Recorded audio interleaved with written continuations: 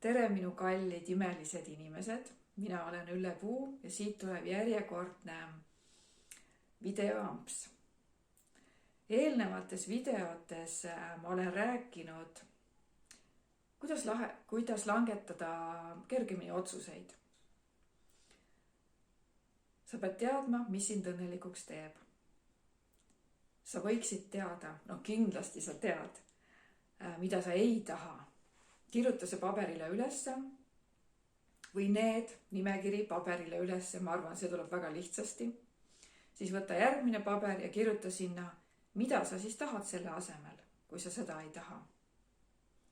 Ühesõnaga, see on seotud sinu enda teadlikkusega. Kui sa juba oskad asju nimetada õigete nimedega, oled aus iseenda vastu ja teiste vastu, julged kõva häälega öelda, näiteks peeglisse vaadates, et vot, näe, nii ma arvan iseendast või teistest. Ja nimetadki mingeid sündmusi, olukordi nende õigete nimedega, mida sa varem ei ole tahtnud teha. Et see on selline esimesed sammud. Ja kui sa oled juba teinud, näiteks minu videote järgi, või sa vaatad neid videosid nüüd uuesti takkajärgi, mis soovitused ma olen seal jaganud ja sa oled tõesti teinud selle järgi, siis läheb oma elu loomine ehk siis manifesteerimine juba lihtsamini, sest sa oled juba teinud mingid sammud. Aga kui sa oled lihtsalt lasknud, et ühest kõrvast sisse, teisest välja, sa ei ole teinud omasid järeldusi, sa ei ole isegi paberit välja võtnud, no mis siis? See on sinu enda vaba valik. Aga et kuidas siis ikkagi manifesteerida õigesti ehk siis elu luua ja küsimus on ka selles, et miks siis manifesteerimine või oma elu loomine ei õnnestu. Ja ma hakkan siin ka videotes vaikselt rääkima sellest. Aga need videod, mida ma siis eelnevalt tegin, mida ma juba siin mainisin, siis see olid siuksed soojendusvideoampsud siin, millest vaikselt küüned taha ajada ja iseenda kasuks tööle panna. Nii, ja kui sa oled nüüd siis kirjutanud, et mida sa tahad, mida sa soovid, siis küsi, miks ma seda tahan? Ja miks see asi mind õnnelikuks teeb? Ja kui sa leiad endale vastustele juba 5-7 vastet, siis võib ju arvata, et jaa, see on tõesti sinu soov. Sest, et see on tõesti sinu soov, mis tuleb sinu hingest ja sinu algallikast. Sest see soov võib olla kellegi teise oma. Keegi ütles seda, keegi soovitas sulle seda. Või suisa nõudis, avaldus sulle survet. Või see tegelikult on ajendatud sinu enda egost, sinu enda sisemistest hirmudest. Võib-olla sa ei ole tahtnud neid tunnistada.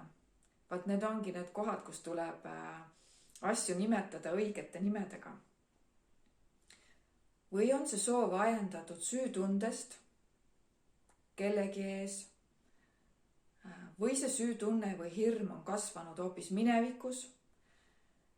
See soov, süütunne või hirm on ajendatud hoopis lapsepõlvest sinu vanematest või isegi kooliajast. Et see vajab natukene süvenemist, analüüsimist ja asjade õigete nimedega nimetamist. Siis teine nüanss on siin juures see, et sinu soovid ei täitu sellepärast, et sina ise ei ole selle jaoks veel valmis, ei füüsilises ega vaimses võtmes. Sa ei ole valmis seda vastu võtma.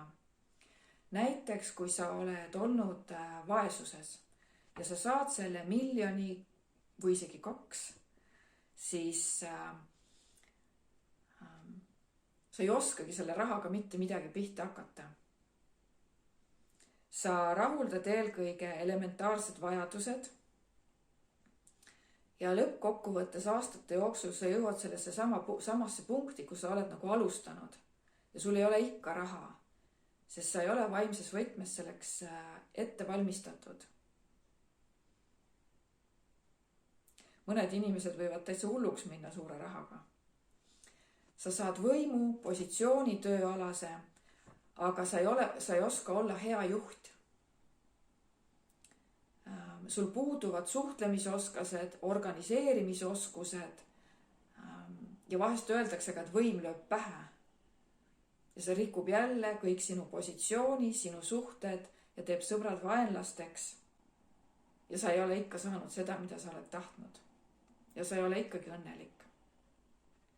Sa soovid kedagi uut inimest oma ellu, aga kui sa võtad uude suhtesse kaasa oma negatiivsed mõttemustrid, vana käitumismustrid, siis sa rikud uue suhte ära ja sa oled jällegi samas punktis. Sul on küll uus inimene, aga kõik kordub. Sa oled täpselt samas positsioonis, sest sa tulid oma vanade negatiivsete harjumuste, mõttemustritega. Ja sa pead teadma, et tegelikult sa ei saa ka soovida tagasi, et ma tahan, et see konkreetne inimene hakkaks mind armastama või et see inimene, kellega me lahku läksime, ma tahan, et ta tuleks minu juurde tagasi, sest mina tahan seda. Aga see, kes ära läks, see samamoodi ütleb, et mina tahan ka õnnelik olla, siis teie vahel tekivad ju käärid. Järelikult tema saab õnnelik olla sinust eemal olles, kas siis üksi või hoopis kellegi teise kaaslasega. Ja sinul tuleb seda siiski aktsepteerida, sest sa saad muuta ainult iseennast ja mitte kedagi teist. Ma tahan sellega öelda, et sa saad tegelikult seda, milleks sa valmis oled. Ja kelle või millega sinu kõrgem mina resoneerub. Sa saad ennast muuta ise, mõtlemismustrite muutmise iseenda suhtes ja ümbritseva suhtes. Järgmises videos räägin oma elu loomisest veel edasi. Aga tänaseks kaunist päeva teile!